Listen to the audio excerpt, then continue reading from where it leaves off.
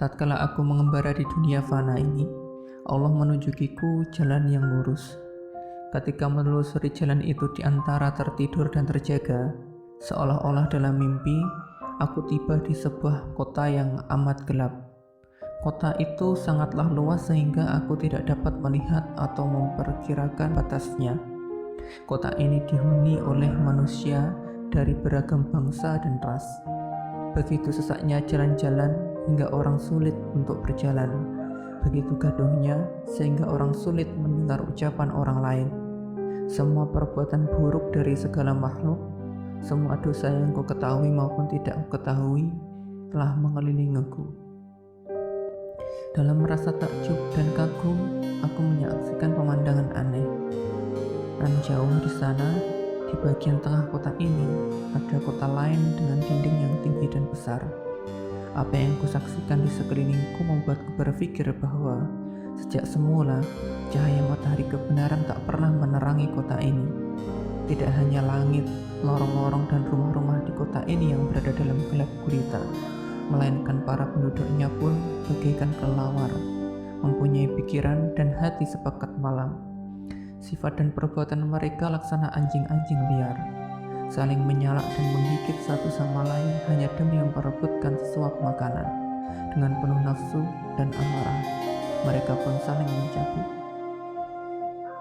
Kesenangan mereka hanya bermabuk-mabukan dan berhubungan seks tanpa rasa malu, tanpa membedakan pria dan wanita, istri dan suami, dan sebagainya. Berdusta, menipu, mengumpat, mengfitnah, dan mencuri menjadi kebiasaan mereka tanpa peduli kepada yang lain, tanpa sadar dan takut kepada Tuhan Allah Subhanahu wa Ta'ala. Banyak yang mengaku Muslim, bahkan sebenarnya sebagian dari mereka dianggap sebagai orang bijak, para syekh, guru, ulama, dan juga dai. Sebagian mereka yang mengetahui perintah-perintah Allah tentang yang halal dan haram berupaya mengatasi hal itu dan menemukan kepuasan di dalamnya dan tak lagi berhubungan dengan penduduk kota itu. Para penduduk kota tidak bersikap ramah terhadap mereka. Aku dengar mereka berlindung di dalam kota berdinding yang kulihat berada di bagian tengah alam ini. Aku pun tinggal di bagian luar kota ini untuk beberapa saat. Selama waktu itu, aku bertemu seseorang yang mendengarkan aku dan memahami apa yang kukatakan. Dia memberitahu aku bahwa ini adalah kota Ammar atau busuk, kota yang angkuh, kota kebebasan, di mana setiap orang mengerjakan apa yang membuatnya senang. Aku bertanya mengenai keadaan mereka. Dikatakan bahwa itulah kota tempat bersenang-senang yang bersumber dari sikap lalai dan alfa. Dalam kegelapan yang menyelimutinya, tiap-tiap orang mengira bahwa dialah satu-satunya orang, dialah satu-satunya manusia. Aku bertanya kepadanya mengenai nama pemimpin mereka. Dia menjawab, pemimpinnya bernama Abdul Ba'ashi. Dia adalah ahli nujum, dukun, pengatur segala sesuatu, seorang manajer, dokter yang menyembuhkan orang yang nyaris mati, maupun raja berilmu yang tiada bandingnya di dunia ini. Para penasihat dan menterinya disebut logika, di mana putusan hakimnya ditetapkan atas dasar hukum rasionalitas kuno. Pelayannya disebut imajinasi dan angan-angan.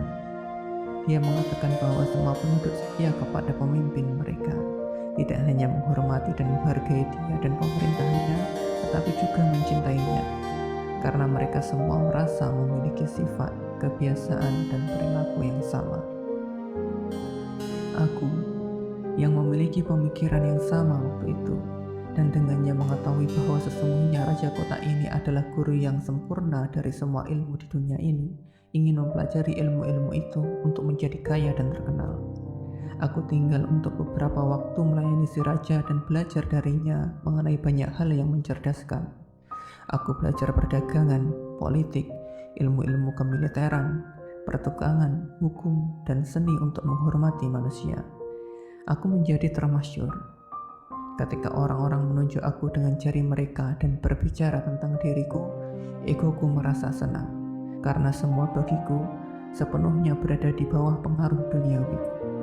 Semua itu mendapatkan tenaga untuk menyenangkan egoku dan ingin cepat-cepat menghabisi menghabiskan tenaga itu untuk mendapatkan kesenangan-kesenangan duniawi dan hasrat-hasrat birahi, tanpa peduli apakah semua itu melukai orang lain atau bahkan diriku sendiri.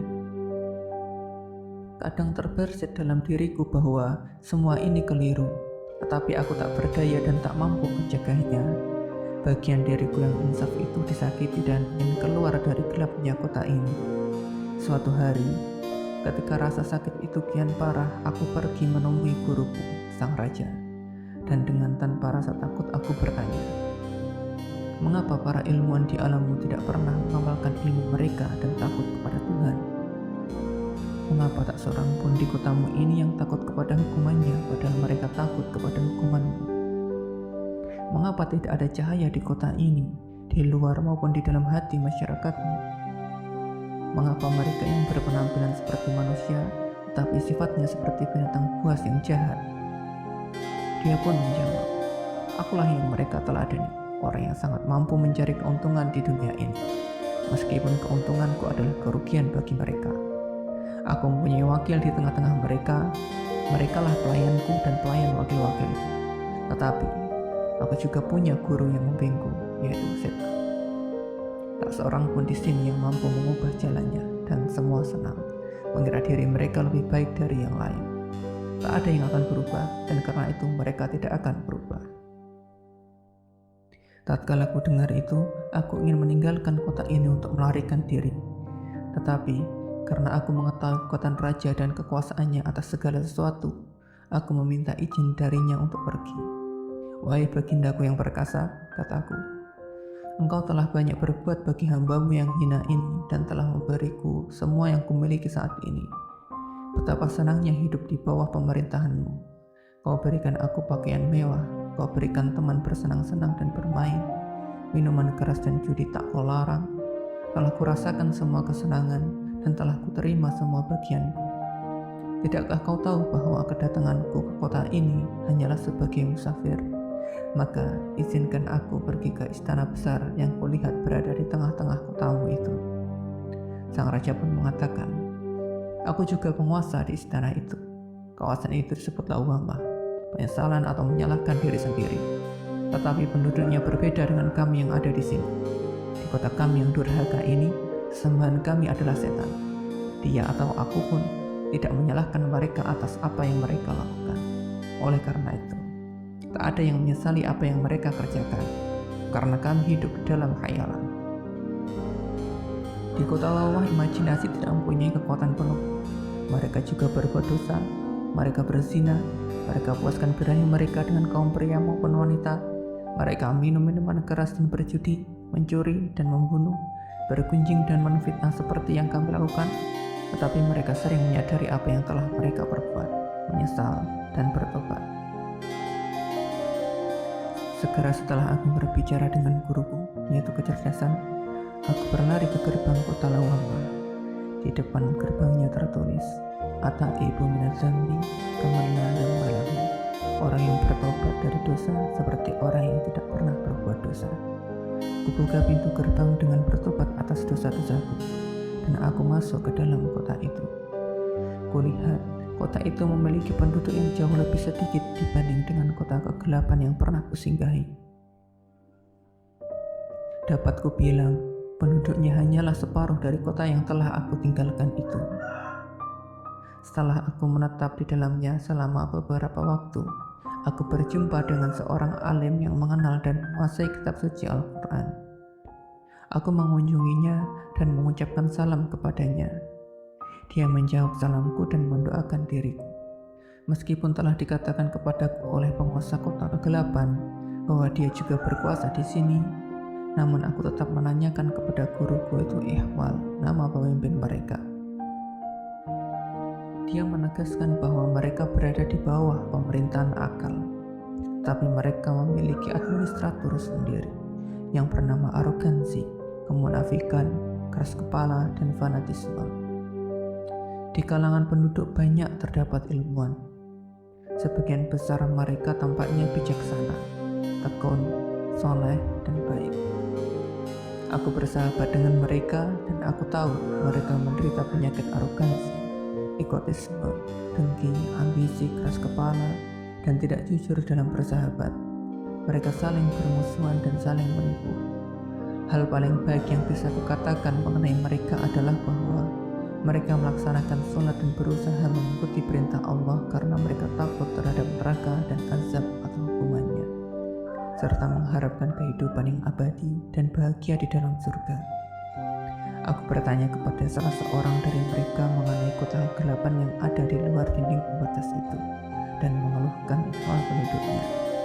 Dia mengiyakan keluhanku dan mengatakan bahwa penduduk kota itu terdiri atas kaum kafir yang rusak, durhaka, dan gemar membunuh. Mereka tidak mempunyai iman dan tidak pernah melaksanakan sholat. Mereka pemabuk, pezina, pejantan. Mereka semuanya tak berkesadaran dan lalai. Tetapi dari waktu ke waktu, melalui petunjuk yang misterius, mereka mengarah ke kota lawamah. Mereka kemudian menyadari apa yang telah mereka perbuat, menyesal, bertobat, dan memohon ampun. Di kota mereka, demikian kita mengatakan, mereka tidak mengetahui apa yang mereka lakukan. Akibatnya, mereka pun tidak pernah merasa bersalah dan menyesal akan kesalahan yang mereka perbuat, sehingga mereka pun tidak meminta maaf maupun memohon ampun kepada Tuhan. Karena itu pula, akhirnya mereka pun tidak tolong-menolong dan tak seorang pun ingin membantu mereka. Ketika pertama kali aku tiba di kota lawamah, kulihat di tengah-tengahnya ada istana lain. Aku bertanya kepada salah seorang penduduknya yang berilmu mengenai hal itu. Dia mengatakan bahwa kota itu diberi nama Mulhamah, kota cinta dan ilham. Kemudian aku bertanya mengenai pemimpinnya. Ia pun mengatakan bahwa pemimpinnya bernama Aqlul Ma'ad, seorang bijak yang telah mengenal Tuhan. Raja ini, kata orang itu, mempunyai perdana menteri bernama Cinta. Dan ia pun juga berkata, seandainya ada salah seorang dari kami memasuki kota cinta dan ilham, kami tidak akan menerimanya kembali di kota kami, sebab siapapun yang pergi ke sana akan menjadi serupa dengan semua penduduk kota itu. Semua tertarik kepada Perdana Menteri. Mereka jatuh cinta kepadanya dan rela menyerahkan segalanya, semua yang dimilikinya, baik harta, keluarga, anak-anak, dan bahkan nyawanya, demi Perdana Menteri yang bernama Cinta itu. Sultan kami, yaitu Akal, memandang atribut ini sebagai hal yang sama sekali tidak dapat diterima. Dia mengkhawatirkan pengaruh orang-orang yang mempunyai sifat ini, karena kesetiaan dan perbuatan mereka tampaknya tidak masuk akal dan tidak bisa dipahami oleh pikiran sehat. Kami mendengar bahwa penduduk kota itu berdoa kepada Tuhan seraya bersenandung dan bernyanyi dengan diiringi seruling, tamborin, dan drum. Dan selama melakukan hal itu, mereka kehilangan rasa dan masuk ke dalam ekstase. Para pemimpin agama dan teolog kami memandang ini sebagai hal yang haram, menurut kaidah ortodoks kami. Oleh karena itu, tak seorang pun dari mereka yang ingin bermimpi menginjakkan kakinya di kota cinta dan ilham.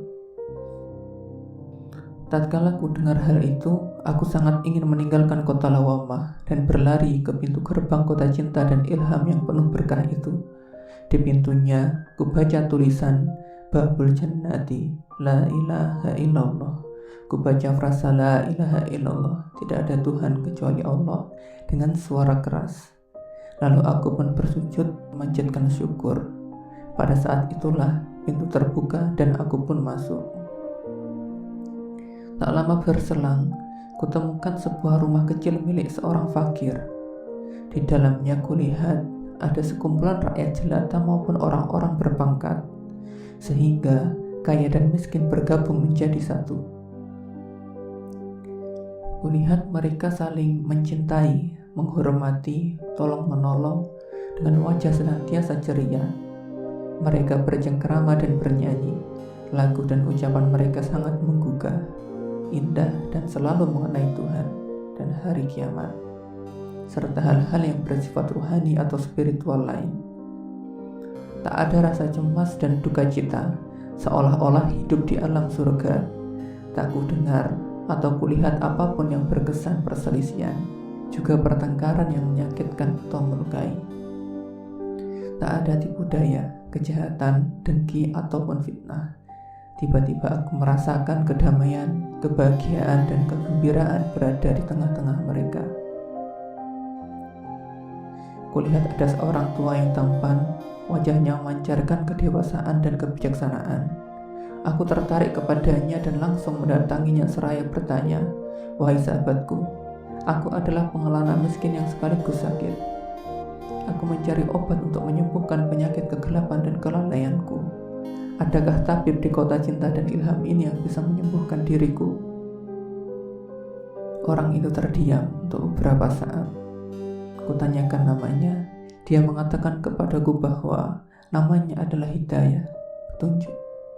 Lalu dia berkata, "Nama panggilanku adalah kejujuran. Sejak azali tak satu pun kata dusta yang keluar dari mulutku. Tugas dan kewajibanku adalah menunjukkan jalan kepada orang yang benar-benar ingin menyatu kepada Sang Kekasih. Kepadamu kukatakan, beribadalah kepada Tuhanmu hingga datang kepadamu keimanan. Sebutlah nama Tuhanmu dan beribadalah kepadanya dengan penuh ketekunan. Engkau juga pecinta yang tulus. Dengarkan aku dengan telinga hatimu. Ada 4 wilayah di kota cinta dan ilham ini yang harus kamu datangi. Keempat wilayah itu saling berjalin berkelindan. Bagian luarnya, lanjutnya, disebut muqallid, wilayah para peniru. Tabib ahli yang kamu cari untuk menyembuhkan penyakitmu tidak ada di dalam wilayah itu. Juga tak ada kios obat yang menyediakan obat-obatan bagi penyakit lalai, gelapnya hati, dan kemursikan yang terselubung. Meskipun akan kau temukan banyak orang yang mengaku sebagai tabib penyakit hati, berpenampilan semacam itu, dengan mengenakan jubah, memakai serban besar, menyatakan diri sebagai orang bijak seraya menyembunyikan kebodohan, kebejatan moral dan perangai buruknya, mereka tak mampu membuktikan apa yang mereka nyatakan. Mereka mencari ketenaran dan mengejar-ngejar dunia. Mereka sendiri sebenarnya tengah menderita sakit. Mereka menyekutukan Allah dan menjadi guru karena meniru. Mereka, lanjutnya, menyembunyikan tipu muslihat, kemunafikan maupun sifat dengki mereka. Mereka cerdas, tangkas, ceria, dan humoris. Meskipun tampaknya lidah mereka mengucapkan doa dan nama-nama Allah, dan kamu temukan mereka sering berada di tengah-tengah para zahid, namun pikiran mereka yang mempengaruhi mereka tidak mengantarkan mereka untuk menyaksikan pengaruh dan manfaat dari doa mereka. Oleh karena itu, takkan kamu dapati obat dari mereka untuk menyembuhkan penyakit kelalaian dan kealpaan. Kamu harus meninggalkan wilayah para peniru ini dan menuju wilayah mujahid, wilayah para pejuang, tegas orang itu.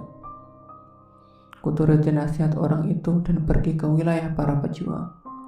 Orang-orang yang kutemui di sana terlihat lemah dan kurus, baik hati, penuh pertimbangan, senantiasa bersyukur, tekun mendirikan sholat, taat, berpuasa, bertafakur, dan merenung.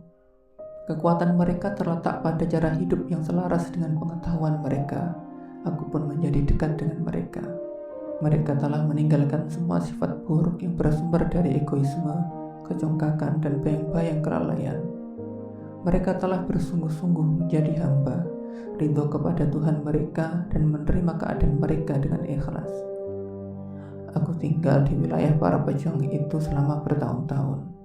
Kukerjakan apa yang mereka kerjakan dan hidup seperti mereka, seraya mencermati bagaimana aku berbuat dan bagaimana aku hidup, dengan tak membiarkan sekejap waktu pun berlalu dalam kelalaian.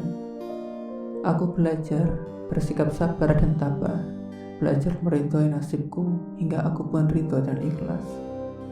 Siang malam aku berusaha keras dengan egoku, tetapi aku masih berada dalam politeisme dengan begitu banyak aku dan pertempuran antara aku itu, meskipun semuanya berhadapan dengan satu Tuhan, Allah. Hal ini, yakni penyakit syirik khafiku yang membentuk banyak aku sebagai sekutu Allah, menjadi bayang-bayang berat di dalam hatiku, menyembunyikan kebenaran dan membuatku tetap lalai. Aku bertanya kepada tabib di wilayah itu, seraya memohon kepada mereka. Kuceritakan penyakitku kepada mereka, kemusyrikan terselubungku, sikap lalai yang parah, begitu pula kegelapan hatiku, seraya meminta bantuan. Mereka berkata kepadaku bahwa di tempat orang-orang yang berperang melawan ego mereka ini pun tak ada obat bagi penyakitmu. Kemudian mereka menasihatiku untuk pergi menuju istana Mutmainnah, kota kedamaian dan ketenangan. Di dekat istana itu terdapat wilayah yang disebut Munajat wa Muraqabah. Mungkin di sana, kata mereka, ada yang bisa menyembuhkan diriku. Ketika aku tiba di wilayah itu, kulihat para penduduknya tenang dan damai, menyebut Allah dan nama-namanya yang indah. Masing-masing dari mereka mempunyai anak hati yang telah dilahirkan. Mereka berdiri khusyuk di hadapan Tuhan, diam, murung, bersedih, penuh rendah hati. Meskipun paras lahir mereka terlihat hancur dan rusak, hati mereka cemerlang dan bercahaya. Cara hidup mereka baik dan terpuji. Mereka nyaris tidak berbicara satu sama lain karena takut mengusik perhatian seseorang dari Yang Esa, yang kehadirannya mereka alami sendiri. Atau mereka takut menghalangi orang lain dari perenungan yang mendalam. Mereka begitu ringan tangan, namun di sisi lain mereka sangat takut menjadi beban orang lain. Kuhabiskan waktu bertahun-tahun di wilayah Munajat wa Muraqabah ini. Kukerjakan apa yang mereka kerjakan, dan sebenarnya kukira akhirnya aku telah sembuh dari kelalaian, kemusyrikan, dan kealfaan. Namun ternyata aku belum tersembuhkan dari dualisme terselubung antara aku dan dia yang tetap menjadi beban berat di dalam hatiku. Air mataku mengucur deras. Dengan penuh takjub, aku terperosok ke dalam keadaan aneh ketika samudera kesedihan melingkupiku. Aku ingin tenggelam di lautan itu, tak kutemukan jalan lain kecuali kematian. Tetapi aku tak dapat berbuat apa-apa. Aku tak memiliki kehendak, bahkan kehendak untuk mati. Saat aku berdiri di sana tanpa daya, sedih dalam keadaan ekstase, muncullah guru tampan, sosok yang kujumpai pertama kali di kawasan yang asing ini. Guru yang disebut Hidayah. Dia menatapku dengan penuh kasih, dan dia pun berkata, "Wahai hamba malang yang diperbudak oleh diri sendiri di pengasingan tanah asing ini, wahai pengembara yang jauh dari kampung halamannya, kamu tidak dapat menemukan obat penyakitmu di tempat roh ini. Tinggalkan tempat ini, pergilah ke wilayah yang jauh di sana. Nama tempat itu adalah fana, peniadaan diri. Di sana akan kau temukan tabib-tabib yang pernah merasakan fana, yang mengetahui rahasia fa'afnu summa afnu summa afnu fa'abaqu summa abaqu summa abaqu. Maka tiadakanlah dirimu, tiadakanlah dirimu, tiadakanlah dirimu, maka kau akan kekal, kau akan kekal, kau akan kekal selamanya." Tanpa menunggu lebih lama, aku pun pergi ke wilayah fana. Kulihat penduduknya bisu, tidak berkata-kata, seolah-olah mati, tanpa tenaga untuk mengucapkan sepatah kata pun. Mereka telah meninggalkan harapan untuk beroleh manfaat dari ucapan dan benar-benar telah menyerahkan jiwa mereka kepada malaikat maut. Mereka sama sekali tidak mempedulikan kehadiranku. Tak kulihat mereka melakukan apa-apa kecuali sholat 5 waktu dalam sehari. Mereka telah kehilangan konsep tentang perbedaan antara dunia dan akhirat. Mereka melupakannya. Bagi mereka, derita dan bahagia tak ada bedanya. Mereka tidak lagi merasakan perbedaan antara hal-hal yang bersifat material dan spiritual. Tak ada pikiran yang menyita mereka. Tak ada sesuatu yang mereka ingat atau cari. Kebutuhan dan hasrat telah menjadi barang asing bagi mereka. Mereka bahkan telah berhenti memohon kepada Tuhan tentang apa yang mereka inginkan. Aku tinggal bersama mereka selama beberapa tahun. Mengerjakan apa yang mereka kerjakan, dan aku benar-benar meniru mereka.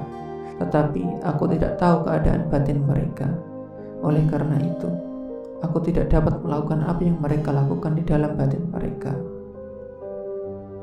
Bahkan di tempat itu, di tengah-tengah mereka, sakitku terasa bertambah parah. Tetapi Ketika aku ingin menjelaskan gejala penyakitku, aku tidak dapat menemukan tubuh atau eksistensi keberadaanku. Bahkan sekadar mengatakan, ini adalah tubuhku, inilah tubuhku, atau inilah aku. Kemudian, aku tahu bahwa itulah aku yang telah kembali kepada si pemilik aku.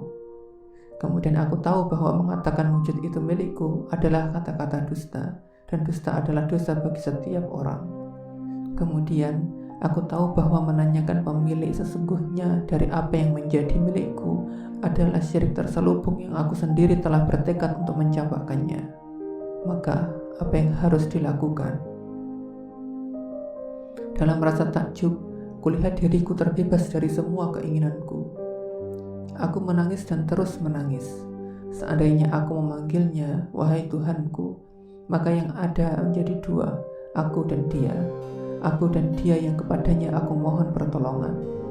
Kehendak dan yang dikehendaki, hasrat dan yang dihasrati, pecinta dan sang kekasih. Aku tidak tahu jalan kembali. Ratapan sedih itu menggugah malaikat ilham yang ditugaskan oleh Tuhan untuk mengajarkan orang yang mencintai Tuhannya. Dengan seizinnya, dia membacakan kepadaku bagian dari kitab ilham ilahi yang berbunyi, pertama, fanakanlah perbuatanmu. Dia berikan itu kepadaku sebagai hadiah. Ketika kuulurkan tangan untuk menerimanya, kulihat tak ada tangan. Ia hanyalah susunan air, tanah, eter, dan api. Aku tak mempunyai tangan untuk mengambilnya. Aku pun tak memiliki tenaga untuk berbuat. Hanya Yang Esa yang memiliki kekuatan, yang maha perkasa. Apapun perbuatan yang terjadi melalui diriku, ia pemilik pelaku mutlak. Semua kekuatan, semua perbuatan kunisbahkan kepadanya, dan kutinggalkan semua yang terjadi pada diriku dan melalui diriku di dunia ini. Aku tahu karena aku diajarkan oleh malaikat ilham apa yang dimaksud dengan sernanya perbuatan seseorang. Kulun min indillah. Katakanlah olehmu hai Muhammad bahwa semua perbuatan itu dari Allah. Segala puji hanya milik Allah. Aku buta huruf dan belum pernah belajar, tetapi Allah yang maha tinggi dalam manifestasinya sebagai kebenaran tertinggi telah memberiku kemampuan dan kekuatan untuk mengajar. Karena apa yang direwayatkan di sini adalah peristiwa-peristiwa yang terjadi pada diriku, pengalaman yang menghadirkan keadaan pikiran dan spiritual. Seperti kata peribahasa, al-hal la yu'rafu bil qaul. Keadaan tidak dapat diketahui melalui kata-kata. Maka tidaklah mungkin mengungkapkan keadaan semacam itu untuk dapat dicerna dan dibayangkan orang lain. Kemudian aku ingin, dengan izin Allah dan bantuan malaikat ilham, untuk meninggalkan semua sifatku, yaitu sifat-sifat yang membentuk kepribadian seseorang. Hingga ketika aku memandang, yang kulihat bukanlah milikku. Dan ketika aku berkata-kata, yang kuucapkan bukanlah milikku. Maknanya juga bukan milikku. Aku benar-benar tak berdaya dan tercerabut dari semua atribut yang terlihat maupun yang tak terlihat, yang membedakan dari semua sifat lahir maupun batin yang telah sungguh-sungguh membentuk aku. Dengan semua raga, perasaan, dan rohku, aku membayangkan diriku sendiri sebagai esensi murni yang suci. Lalu kurasakan bahwa ini pun dualitas. Apa yang harus aku lakukan? Hubungan apa yang aku miliki terhadap sesuatu yang bukan milikku? Aku lagi-lagi menjadi lemas. Bahkan esensiku pun tercerabut dari diriku sendiri. Dan aku masih saja mendambakan dan merindukannya, hingga kurasakan makna dari kalimat, orang yang merindukan aku adalah hambaku yang sejati. Betapa menyedihkannya bagiku. Aku sama sekali tidak tahu apa yang harus kulakukan. Dan padanya aku mengharapkan penyatuan. Allahu bikulli syai'in muhit. Huwal awwalu wal akhiru wal zahiru wal batinu, wa huwa bikulli syai'in alim. Dialah yang awal dan yang akhir, yang zahir dan yang batin, dan dia maha mengetahui segala sesuatu, apa yang ada di relung hatiku. Bahkan setelah itu aku berharap agar rahasia mati sebelum mati mewujud dalam diriku. Oh, betapa menyedihkannya. Ini pun lagi-lagi merupakan dualisme terselubung antara aku dan Yang Esa yang kurindukan. Ini pun tentu bukanlah kebenaran. Apa gerangan penyakit yang menimbulkan rasa sakit tiba-tiba ketika aku bergerak, berkehendak, rindu, memohon pertolongan, berdoa dan meminta ini? Keadaan aneh apa yang tengah kurasakan dan sulit diatasi ini? Tanpa daya, kuserahkan semua ini kepada pemiliknya dan aku menanti di pintu ajal, tanpa rasa, tanpa pemikiran atau perasaan, seolah-olah mati, menanti kematian menjemputku melalui setiap hembusan nafasku. Aku tak berada dalam keadaan semacam itu dan tak tahu sudah berapa lama. Tak lama kemudian terdengar nasihat, "Istafti qalbak, mintalah fatwa kepada hatimu." Kukatakan kepada hatiku untuk menunjuki aku. Dia berkata, "Selama ada jejakmu di dalam dirimu, engkau tidak akan mendengar seruan Tuhanmu, yaitu irji, kembalilah kepadaku." Kurasakan kebenarannya dan aku pun berharap agar jejak diriku di dalam diriku mati. Maka ku benamkan jejak itu ke dalam kebahagiaan ilahi. Muncullah ekstase dariku untukku, melampaui apa yang menjadi milikku dan menutupi segalanya.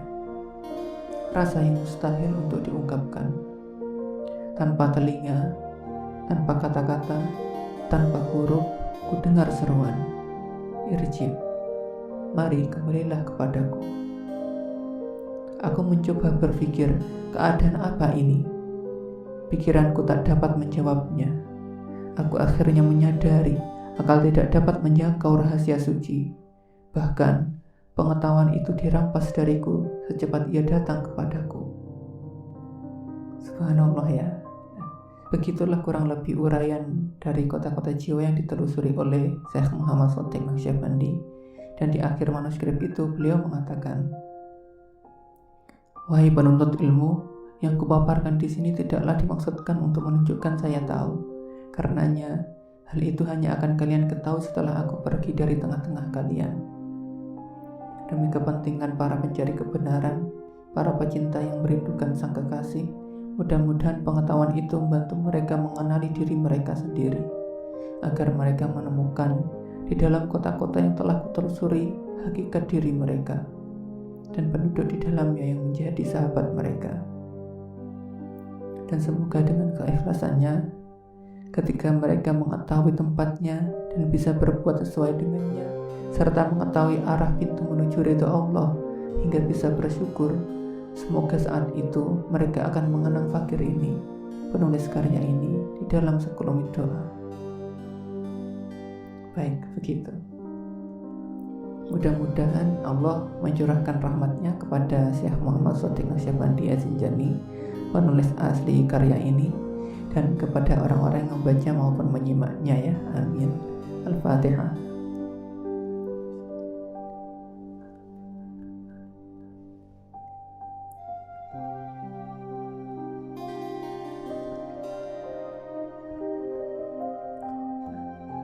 Alhamdulillahirrahmanirrahim.